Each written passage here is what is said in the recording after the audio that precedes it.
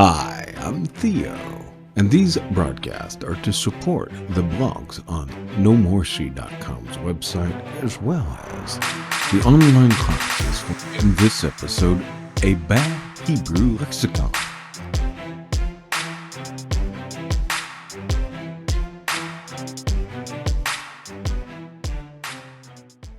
Okay, welcome back to the No More She broadcast. Today I want to talk about a resource I don't recommend. You know that normally I focus this channel for my students and anyone wanting to study the Bible and do a better job.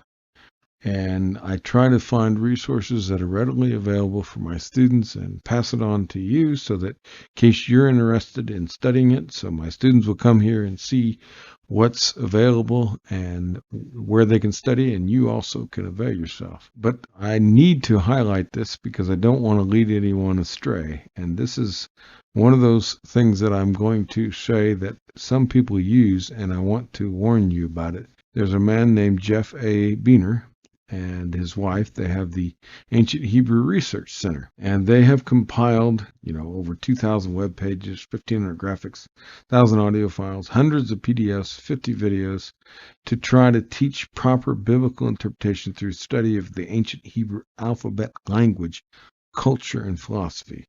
I actually began my studies of the Bible on a computer through something called eSword, I think. I don't remember exactly if that was my very, very first Bible program, but it was one of the first programs that I used, and I don't know that there is a version of eSword available today still or not. I know it wasn't available on the phone, but I think it was available on my Apple products that I had years ago or my PC.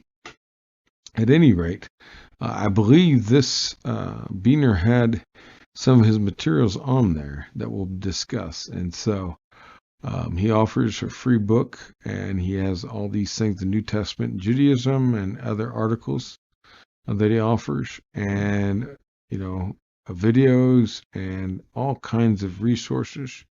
And there's lots of people that, will talk about him, and they're just amazed about him. And I don't find him to be convincing. Number one, his credentials aren't all that great, and the stuff he produces is not. So the main thing I think that he produces is this ancient Hebrew lexicon of the Bible that's a part of free programs, and I would just encourage you to check out his purpose statement here of what the lexicon is.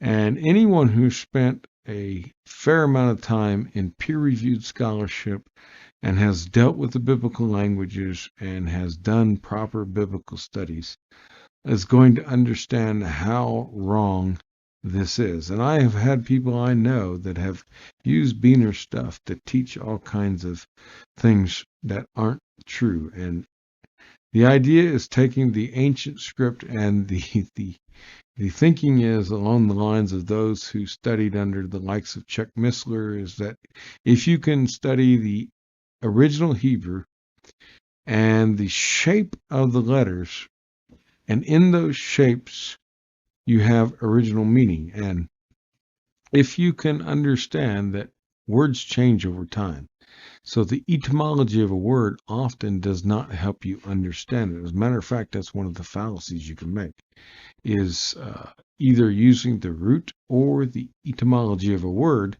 and thinking that's how it's being used. And when we're in the 21st century and we're looking back thousands of years to an ancient text, trying to make pictures out of these words, and then from those pictures, they say a picture is worth 1,000 words.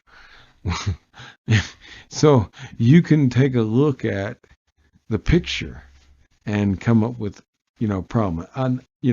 A similar problem is the amplified version of the Bible, where pretty much that lady who did that translation just took all the available glosses that are used of a particular word out of something as simple as the Strong's, which was a great tool in its time, but we have much better tools today, and putting them in there and then you basically doing like a multiple choice and picking the meaning that you want to apply to that, as if all of those meanings of that word applies. So you have to be very careful, because words in different languages can sound the same or looks like something, but that doesn't necessarily have any conventional use on determining its actual meaning. So I think the whole logic behind his lexicon is wrong. It's just simply wrong. This ancient Hebrew lexicon of the Bible, taking the Hebrew letters, words, and roots defined within their ancient cultural context, and trying to determine meaning based on that, ignoring the rules of grammar. And I'm not so sure his ancient cultural context is correct. So we've turned to peer-reviewed scholarship on this channel. We deal a lot with the ancient cultural context of the Bible. We turn to those who are experts in the field, like Dr. John Walton, or Heiser has extensively drawn from others in the field, to make sure that we're being more accurate with our understanding and reading of the text. But here is one person who is not trained and has used a lot of imagination behind his studies, and will lead you astray. And so I must strongly recommend that this is only a way to teach people how not to read the Bible properly. So it's a fallacy to think that you can artistically interpret shapes of letters to form pictures, and then try to, interpret the text, saying that the author meant this because of this pictorial representation of the ancient form of Hebrew.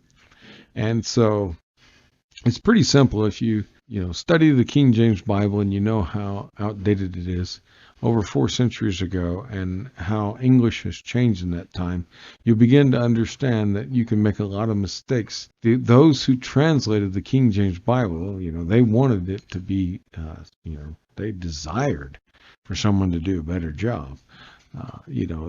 That was their desire at the outset, that one day we hope that someone does a better job. So they didn't necessarily think that they had the corner on the market, the definitive view. And obviously, because words change in the meaning, that's why you have so many English translations today, because the English language has evolved and continues to evolve in certain sectors of the world it involves. And so it's important to understand that you cannot take the shape of letters to determine, or you cannot use roots. And this is a huge fallacy that many people take or make. And you cannot just take a Strong's and look up biblical languages which you're unfamiliar with, and think that you can, just make choices on, I choose this possible meaning for this word, disregarding the grammar, disregarding the context, disregarding so many things. And so that's why it's important that any time that you consult a work, and especially a work like this, and then cross-check it against other works and see if there's any correlation, then maybe you can say, okay. But you want to stick with peer-reviewed scholarship that has gone through, the rigorous analysis by those who are peers in the field and specialize in that actual subject, and have given their approval that this is something that you can read and trust. They may not agree with it, but they cannot find fallacies in the logic or in the research. That's the main thing. And there's so much stuff out there that on the internet that's bad. And this is one of those things that's been out there for a long time. And I would highly recommend that you avoid using something like this that looks like and is dressed up like something that you want to use. But in reality, it's very, very problematic. And, he does not have the background or the degrees from the places that would have let him know that his way of looking at these things is terribly, terribly fallacious. Thank you very much, and God bless you for listening. Stay tuned for more episodes and videos to help you with your journey from nomorec.com.